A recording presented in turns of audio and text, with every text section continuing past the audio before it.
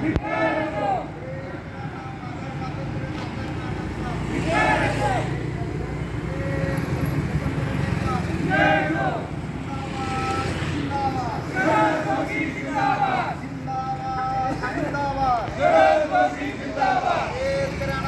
स्वातंत्र्य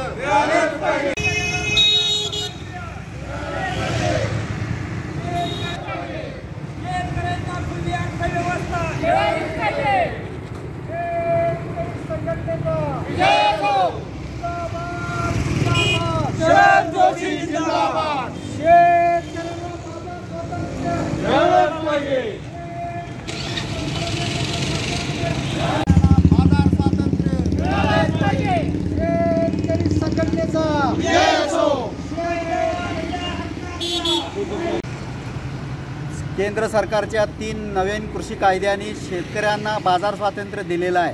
त्यामध्ये काही त्रुटी जरी असल्या तरी पूर्णपणे कायदे रद्द करणे असं म्हणणे म्हणजे शेतकऱ्यांचा आणखी 10 पिढ्यांचा विश्वासघात करण्यासारखा आहे।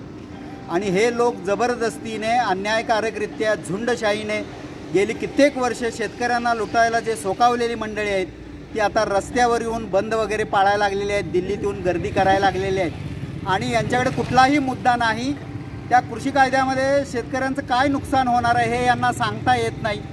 पण आम्ही गेली कित्येक वर्ष शरद जोशींच्या नेतृत्वाखाली शेतकऱ्यांना बाजार स्वातंत्र्य दिलं पाहिजे या मागणीसाठी आंदोलन करत आलेलो आहोत आणि या भाजपच्या केंद्र शासनाने थोडा का होईना यामध्ये दिलासा देत काही अंशी आम्हाला स्वातंत्र्य दिलेलं आहे। इथून पुढेही उरलेलं आम्ही मिळवूच।